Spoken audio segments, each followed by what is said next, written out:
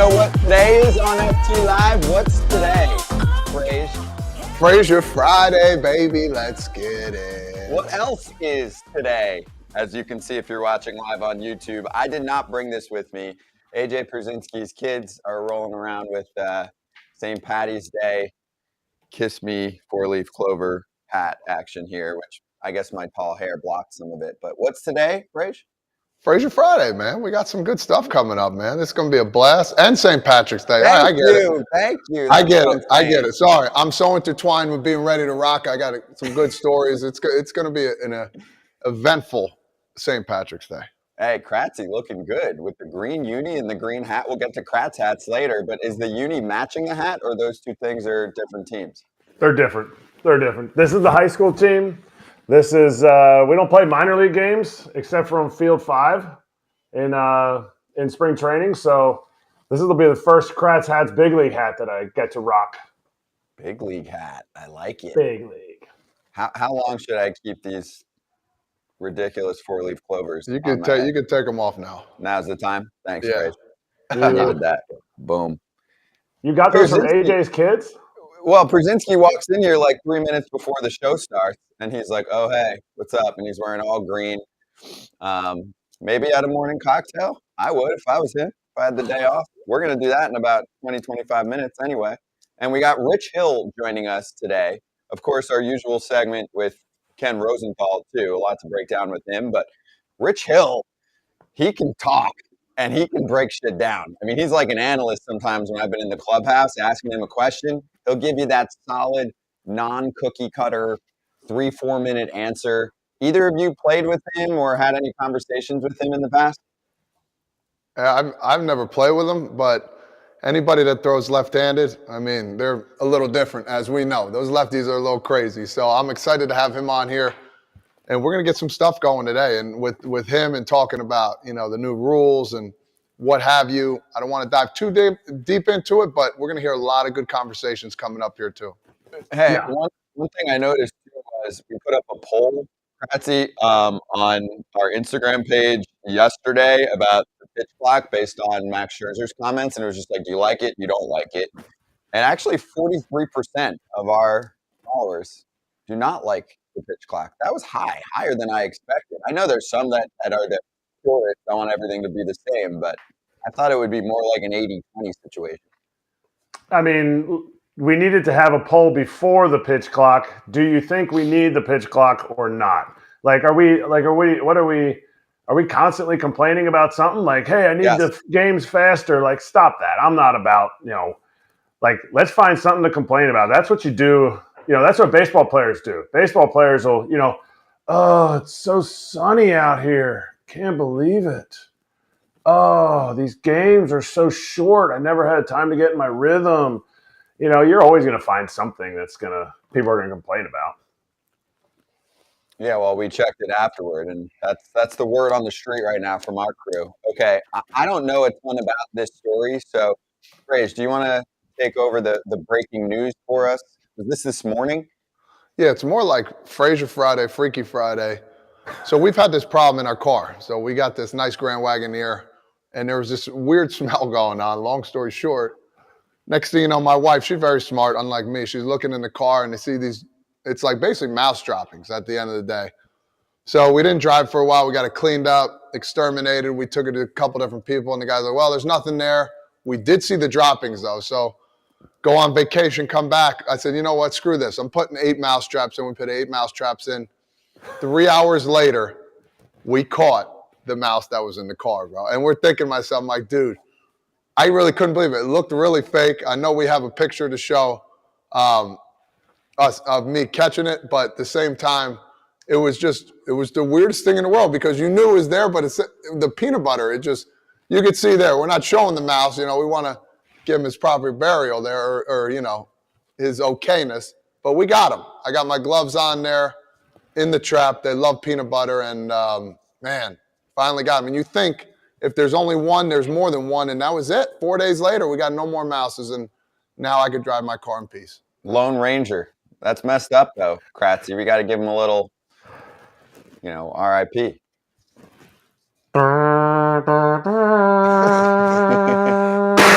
Like, let's go back to this though. First of all, you had to put gloves on. Yeah. What? Why? Why? That, You get a lot of disease from those little guys. You're touching it. You're touching it like this too. You're holding it, and you're like, you're as far away from the mouse as possible. Now, hang on, Scotty. Before there's a lot going on. Like, you are as far away. How did you get the mouse off? Listen, 4.5 inches. We always talk about this. We got to be 4.5 inches away on everything. Okay, so I held the tip, let the mouse just hang out there, put him away. I mean, did you throw the whole trap away? You can get a lot of disease from mouse. I looked all this stuff up. It's that's why I felt like I'm sick right now. I'm just trying to get over what this guy was giving to me in the car. So I blame the mouse. You said you put peanut butter on there. Now I want you to go back to your pre-big league days. You could catch minor leaguers in a mousetrap. Like, everybody likes peanut butter. Like, yes, you got to go get it. Like, unless you have a peanut allergy, you're gonna probably get caught in a mousetrap if you're hungry. Yeah, and we had an inspector come do it. Like, I didn't put the mouse traps in there. I didn't want to go near the car. And I mean, how many times have you heard like a story of a mouse in a car? Like, I've never heard of it. Oh, never. So, Mickey Mouse. So I lived in New York City for a while in Manhattan. 2 times in life, in a 2-year span, rat eating through the engine. I'm like 10 to 15 G's in damage. Thank you, car insurance. Wow. Insane. I remember the first time, right? Car was parked on the street, not for long, but it was winter. And I sit in and you're pressing and it's not going on, but you're getting like some of the clicks, right? Like you're getting like the battery, but you're not getting any engine action. It was just very strange. I'm on the phone with the insurance. I'm on the phone with the dealership, the whole thing. They have to tow it in. Hey, we get this every single day. Rat gets in there. It's cold, hungry, eating through the wires. And then it happened again. And that's what they say. They're trying to find a warm spot. The engine's the warmest spot. I look at my kid's car seat. There's a hole like this big. The droppings are what got me. They're the little black little dot things. It's just all over the dashboard. I'm like, dude, we got to get this guy in. The mousetrap's got him. The kid's seat too. That's a mousetrap just waiting. Like, there's fishies and gummy bears. There's so much in there. But I want to revisit what you said at the end. If there was multiple of those creatures, what would you call them? What would you call them? You call them mice. Okay, you said mouses. I didn't say mouses. You said mouses. No, I didn't. Don't start. All right. Flag. We're gonna review Challenge it. flag. You got to go back. We'll have good somebody. News. This thing gets put on demand. You can watch it. You know what? My wife yells at me for saying luggages instead of luggage too, as well. So you know what? I might have said it. Wait, I have one more quick one too. So I was in the parking lot at MLB when I was working there, and the makeup artist is coming in to work for the day. Actually, I think it was DeRosa, I think it was him first. He hears a kitten purring, and the kitten is the kitten. Did I get that right? Kitten is the baby. Okay. Now Kratzy's got me worried about my grammar, which I don't usually give a shit about. We don't have that much grammar class in Jersey, Kratzy, but they do tell us to wear your gloves when you're touching random mice. Anyway, so they find like a 2-week-old little 1-2 pound thing inside the front of the car, like what's the grill, the front grill of the car, right inside. Like, mom had just kind of tucked it in there and then left it. So the makeup artist ends up adopting it and still has the kitten. It went a little bit viral, I think, back then. It was like 5 years ago. But there are a lot of creatures that love to live in cars, especially in the New York, New Jersey area. That's just how it works. Not a lot of places to live. There's just, real estate in that area is really jammed up. I get it. Too expensive. It's too expensive now. They got to find some cheap homes. It is. It's too expensive, and it's the most densely populated state, I think, by far in the country. Everyone wants to live there, except for me. I just moved. All right, so everyone in that area, if they're not a Yankee fan, they're pissed off because Edwin Diaz is down for the season. And when I say pissed off, let's not go back to trash takes on Twitter from people that are just trying to get attention, that have never watched a baseball game in their life, that are saying, shut down the WBC, shut down everything, bubble wrap the players. I'm talking just about a straight-up Mets fan who loves baseball, or a baseball fan who loves watching one of the best closers, if not the best closer in the game, who's now going to be out for at least 6, but probably more like 8 months, which equals the season. Great dude. They said he's in really good spirits, but for Edwin Diaz, it's the patellar tendon tear, leads to surgery, had it less than 24 hours later. That happened on Thursday, and a get well soon to Sugar, who sent out a little tweet and Instagram message to everyone, to all my beloved fans, especially the Mets fans. I want to let you know that I am doing well and healing. I feel blessed and grateful for your support with messages and prayers. Thank you very much. I can't wait to see you guys in New York again and play those trumpets. Frasier, people are devastated in New York right now. Mets fans just with high hopes, and not that it's not going to work out for them, but I mean, this dude is, as advertised, in the prime of his career, big ass contract, and unfortunately goes down on a freak injury celebrating after their WBC win. Yeah, it's tough, and people are going to appear. You already got the tweets and people talking. I got my buddies text me, typical Mets, old-fashioned people getting hurt, doing nothing wrong. Just a freak accident, man. And the guy is such a good dude. He pours his heart into the game. He's the best closer in the league, in my opinion. And, you know, he's going to be out for close to 8 months. That's a big blow for the Mets. They do have other opportunities and other people that can step up, like Dave Robertson, who's been there before. He's a guy that they're going to lean on now. You know, Dave comes in the role as an older veteran guy, but most likely it's your turn up, big dog. So I'll be giving him a text soon saying, yo, let's go. Welcome back to New York. You're just on, you know, you're on the Queen side now. So, yeah, poor guy. He's a phenomenal dude. But, man, it is. I think it's a big blow for the Mets.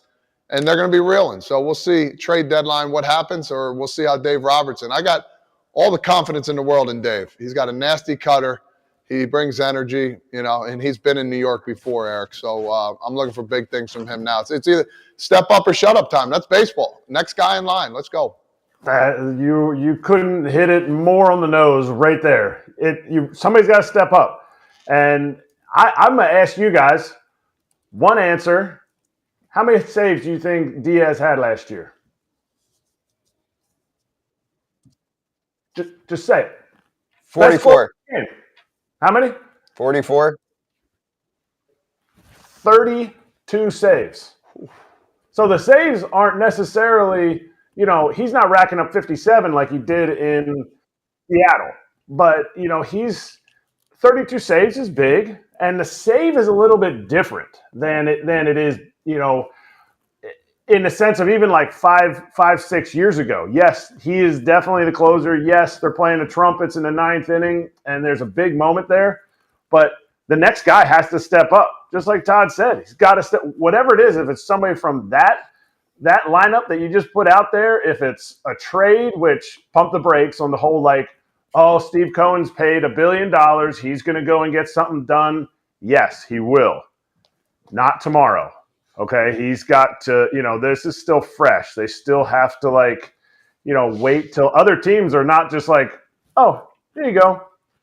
We're the Brewers. Here's Devin Williams for you. Or here's the Pirates, you know, Bednar, or, you know, other guys that they have that are, you know, we're not really looking to win. I think the Brewers are looking to win. The Pirates aren't.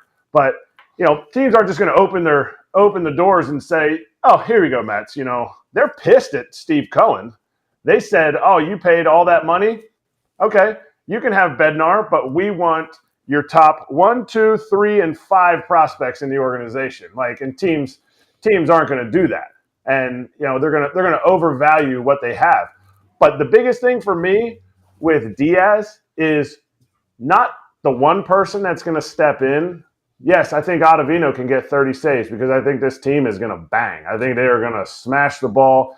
They are going to have starting pitching that's going to really mitigate this loss. Their starting pitching is, you know, with Verlander and Scherzer, just talking about those two guys. Yes, I know that Quintana's down, but just those two guys, you're talking about every five days. Kodai. Don't forget Kodai. What's that? Kodai Senga. Senga, man. He's legit. Absolutely. Yeah. I'm not saying he's not. I haven't seen him throw in the big leagues, and I don't know what kind of length he's giving you, but I know what Scherzer and Verlander are giving you. That means every 5 days through the lineup, you have two guys that are at the least picking up one extra inning through that lineup, okay? So to me, I'm looking at I'm looking at Sugar's 62 innings that he's throwing. How do the Mets pick up those 62 innings? And if you have Scherzer and Verlander, 62 innings, I just said each week they're going to average one extra inning every 5 starts. You've already picked up those innings there. You already picked them up, and it's going to help guys not get worn out. It's going to help David Robertson, who's a little bit older, Ottavino. His velo's not quite where it was, and his slider's not quite as sticky. So we got different stuff going on there. They just got to mitigate it. They can't look for somebody that's going to say, okay, who's our Edwin Diaz? Like, we got to find, let's trade for the Cubs top reliever. Let's trade for – no. How do you mitigate it as a team? Let's show out of the park our prediction simulation statistics. The futures for the New York Mets right now, what they have them at. So this is pre-Edwin Diaz, and then they ran their, I believe it's usually 10,000 simulations, and this is post-Edwin Diaz. To me, that's actually very significant. So they've got Atlanta ticking out one extra win, and they have the Mets losing about 4 games. And I'm not going to throw around wins above replacement, all kinds of junk right now with how Edwin Diaz contributes, but that makes some sense to me. Losing about 4 games if you're not replacing Edwin Diaz, and you really can't completely replace him anyway because he's either 1 or 2 in baseball as a closer, him in Class A, I would say. And I also know Kratzy's probably freaking out seeing these projections from them because they've got the Phillies as a below 500 team, and I'm with you, Kratzy. That's ridiculous, right? I wish we had these to go the over-unders on, but we will in like a week. I think we're doing it next week. This week we're doing NL Central. Okay, good. I need that in my life. That's free money. Can you throw that back up? Can Claudia throw that back up? I want to see the funny thing about this. And I know, they're running their projections and all that stuff. So they're telling me that with Diaz's injury, they're losing 4 extra games. Now the Braves are only winning 1 of them. The Phillies are winning 1 of them, but Miami's going up. So because of Diaz's injury, Miami gets 3 more wins? Yeah, it's mind-boggling, to be honest with you. And Washington, let me clarify a little bit for you, okay? Okay. So what happens is they're running simulations. Yep. So things can occur. They're not just saying all because of Edwin Diaz. It's not like your basic system where they're just plugging in wins above replacement on a player. They're saying with all of these players and their attributes, if we ran a season X amount of times, what happens? So that's what's happening here right now. Does that make sense? It's like random occurrences can occur. It's not all based on Diaz, but clearly is affected by Diaz. I don't know if I explained that well. No, I hear what you're saying. I just thought it was funny that Washington, I guess, they were gonna walk Diaz off twice. And so they got 2 that's less what I'm saying. wins. It's not just based on Diaz. It's based on playing out a whole season X amount of times with Diaz, without Diaz. But I think Washington, they're actually overshooting on Washington. The Nats are a lock for 100+ losses. Lock it in. But I think it's funny. So I think the real question should be, is 89 wins enough to make it to the playoffs? Because then we get into, the 9,300 doctors that are on Twitter and Instagram that want to say, well, actually 6 to 8 months is the projected recovery period. Are they going to be in the playoffs, and can Diaz pitch in game 3 of the NLCS? Interesting. And Jensen, I'll leave it at this. You think about closers, how many saves do they blow per year? 3 to 6, give or take, right, Scotty? You're the math guy. It's give or take. So those 4 wins. Sugar, the bad year he had, I think it was 6 or 7. He blew the saves that he didn't recover for the Mets. So give or take 4 or 5 games. I could see that. I could see that as just not saving the game out. That makes sense to me. And also, I get it on Kratzy, 32 saves in 2022. Same thing actually in 2021. But at the same, and he was 32 for 34, so he blew. Wait, I might be wrong on that. I think I'm looking at, but he 32 saves the last 2 years. Look at the numbers, guy. It's Friday, St. Patrick's Day, so I wouldn't listen to me on any numbers. But Kratzy, I mean, there were times, especially late in the season, I remember this. There were so many lopsided Mets games, most of them winning, but a few where they were losing. Like there just weren't save situations. I think there was one point where it was like 2 weeks and they didn't have one, and they were like, "Do you want to chill or do you want to pitch in a basically meaningless scenario?" And he mostly was like, "Hey, save me for the playoffs." So that hurts your saves. If you're a team that's playing tight games all the time, that's why it's helpful. But he made an impact in general. I mean, hey, look at the playoffs. He came in pretty early in that game that the Mets needed to win, that game 2 against San Diego that they did actually win. So it's a huge loss for them because what it also does is it bumps somebody up. And even if that person performs well, like D-Rob, then you don't have him as a setup man and you lose a guy there. And then if like it's a depth thing. And that's actually something the Mets struggled with as a team in general for a while that I think they fixed, especially last year, was when they did have injuries, when the Mets were going to met, as AJ would say, they would bring someone up that wasn't necessarily supposed to be in a regular role like that or even anywhere close to it. And they struggled in that department. They had a lot more depth last year. Same thing this year with their ball club, especially on the position player side. So it's just a massive blow to your bullpen. That's the problem. And it starts to move everyone around. And I'm with you. I mean, as far as replacements go, I don't think they're making any trades right now. Teams generally aren't doing that at this point in the season. Every ball club that's getting a phone call is going, yeah, you have to give me the farm. The Mets farm system, they've had some really nice quality, but they do not have a ton of quantity in terms of prospects in their system as well. So, yeah, in the future, could there be at midseason a David Bednar from the Pirates, and Alexis Diaz from the Reds, which I think would be the best story to trade for his brother and then have them be teammates the next year too and have his brother kind of rescue the team in the 9th inning if they're having problems there.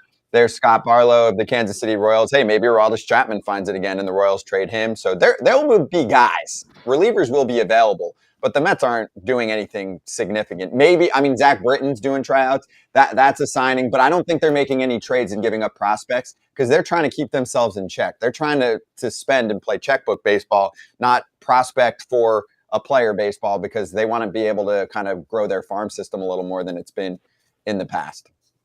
Yeah, no doubt. And I'm not, and in no way am I saying that he's not a big blow. I'm just saying, how do the Mets mitigate it? They can't look for one guy to step up and be that guy because there's a reason he got the largest contract for any reliever ever in the history of Major League Baseball. There's a reason the Mets traded for him back in, 19, from the Mariners. There's a reason, like, this is a dude. This is heyday Aroldis Chapman, who got traded from the Yankees. This is, he's not quite Eric Gagne, but I don't know that we can sufficiently pass tests as Eric Gagne. But, we are going to miss out on seeing Edwin Diaz, and I think the Mets are going to have a tough time replacing him if they try to replace him with one person. It's got to be everybody. So now let's go over his team. And the team I'm talking about is Puerto Rico because they're playing Mexico in the quarterfinals tonight in Miami, 7 o'clock Eastern game. We're throwing down some cash on it as well, which I need some help. I'll tell one of you guys. Convince me what to do here. Puerto Rico loses their closer, one of their best relievers. They still have plenty of great pitching, and Marcus Stroman starting. He's been great in the World Baseball Classic in the past, too, in addition to this year. Mexico is actually slightly favored. It's almost a pick'em game right now. Looking at lines, 115 minus 115 for Mexico, minus 105 for Puerto Rico. So we're almost in the same range there. There's a few books that have Puerto Rico plus, like plus 100, plus 105, plus 110, but it's very close to an even matchup. And also the over-unders at 7.5. What do we think about tonight's Mexico-Puerto Rico game? Phrase, you got to only pick one team to win the game. I'm sticking with Puerto Rico, man. I think Stroman's going to come up big. Like you said before, he's done it before. And they're going to ride that train with hitting. And I think the over-under 7.5, I think that's going to go over too as well. And the pitchers can go more. They can throw more pitches now. I think it went from 65 to 85, 75, whatever. I believe it's 80, right, Kratzy? It is, yes. 80. Yeah. So, listen, I think they're going to win. I think it'll be close in the beginning, but then I think it's just going to be a battle. Puerto Rico moving on. I think they win, and I would take them as the underdog. I think that's. I mean, in a pick'em game, I have a tough time disagreeing with you, but I enjoy disagreeing with you. Yeah. Like your choice of snapback hat backwards on a Friday. Like you didn't have a green hat one time. Like for the boys. Don't worry about me. Yeah, I'm worried. Either way, I really started doing more futures than I did for this game. So I have a tough time betting against Stroman myself, just because he has stepped up in this situation before. He's got a track record. It's a pick'em game. I have a tough time betting against him, but I am so easily able to bet against Todd. So I'm taking Mexico, and I'm taking the under because Urias is like he's going to come up, and he's going to come up big like he did for the Dodgers back in 2020. He's going to come up big. I'm not sure where he was in Cy Young voting last year, but I think he's slightly underrated, as is the entire Mexico pitching staff. I don't know that I'd put it down, but I have to think about it before the game. Maybe by the end of the show, I'll decide. Who do you take more, Todd? Plus 800 to win the whole thing, Puerto Rico, or plus 700, Mexico? No, Puerto Rico, without a doubt. I don't see Mexico without. I see Urias doing well today. This is I think their only chance to win today, and then next I don't see them winning. So you don't think Urquidy can do it? You don't think Urquidy can throw well? You don't think Taijuan Walker can throw well? You don't think Rowdy Tellez? I think they can throw well, but I don't see them winning. Is the bottom line. I don't see I know they did well against USA, but I just don't see the firepower anymore from it. I like Alec Thomas. I like the youngster getting after Meneses, but they hit a lull sometimes too. I think today is their only chance of winning, and I still don't think they win. I think today, if Mexico wins, Alex Verdugo, Rowdy Tellez are two guys that step up. I think Stroman being able to run that sinker back door to Meneses, I think that will, for the first 2-3 times through the order, I think that'll get it. If he hangs that, that slider cutter thing wasn't looking as good as last start. If he hangs that to Meneses hits a pump. But I think Verdugo, the game runs through Verdugo and Tellez. That's a good Mexico team. I mean, it's the best team they've had, I would say. You look at that lineup, there's some stars in that lineup from Major League Baseball. So we're going to do something we haven't done before. Quick little break right now on Foul Territory. Coming up, though, Ken Rosenthal. We'll talk to Rich Hill. Just stand by with us, stepping aside for 2 minutes. Stick with us. You don't want to miss the rest of the show, especially Ken reporting from Miami. And Rich Hill's got a lot to say about the rules and the sticky stuff.